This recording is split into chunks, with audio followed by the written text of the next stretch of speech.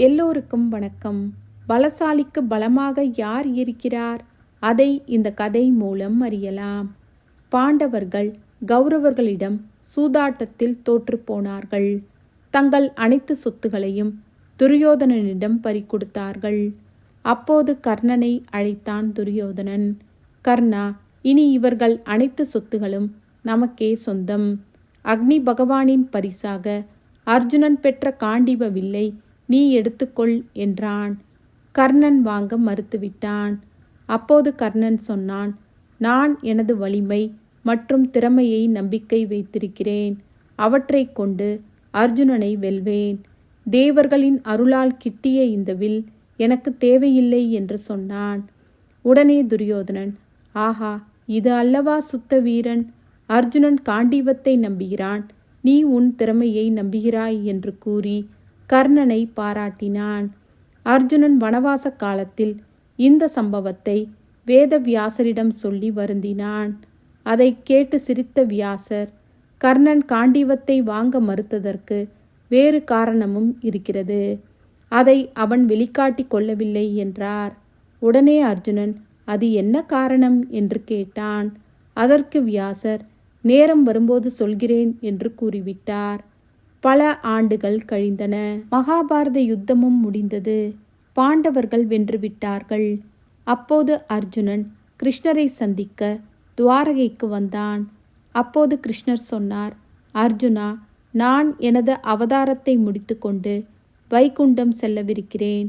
அதனால் எனது அரண்மனையில் உள்ள பெண்களை எல்லாம் நீ பாதுகாப்பாக அழைத்து கொண்டு இந்திரபிரஸ்தம் சென்றுவிடு என்று கூறினார். கனத்த மனதுடன் அர்ஜுனன் விடை பெற்று கொண்டான்.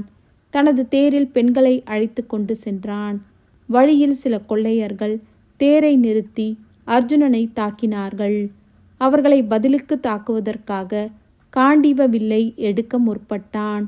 ஆனால் அவனால் காண்டீப வில்லை தூக்கக்கூட முடியவில்லை. பேரரசர்களை வீழ்த்தியவனும் யாராலும் வீழ்த்த முடியாதவன் என்று பெயர் பெற்றவன் அர்ஜுனன். வில் விஜயன் என்று பெயர் பெற்றவன்.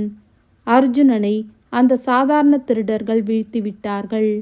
தன் வாழ்வில் முதல் முறையாக தோல்வியை சந்தித்தான் அர்ஜுனன். அதுவும் சாதாரண திருடர்களிடம். வெட்கத்தால் தலை குனிந்தான்.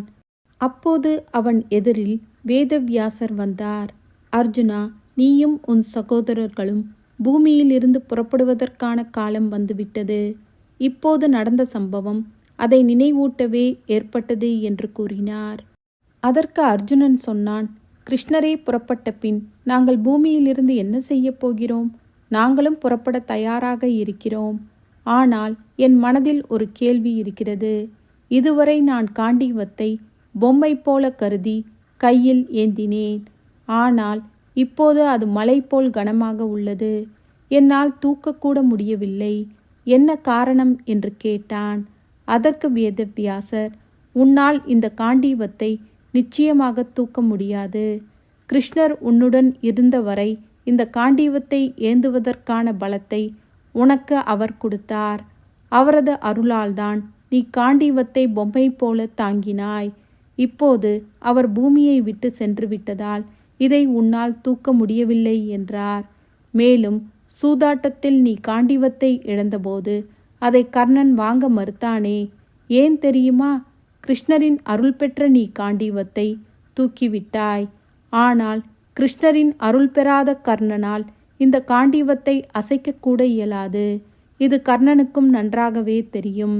அந்த காரணத்தை வெளியே சொல்ல விரும்பாத கர்ணன் கௌரவமாக தான் சுத்த வீரன் என்றும் இந்த வில்லை நம்பிதான் இல்லை என்றும் கூறி சமாளித்து காண்டீபம் தனக்கு வேண்டாம் என்று கூறினான் என்று கூறினார் வேதவியாசர்.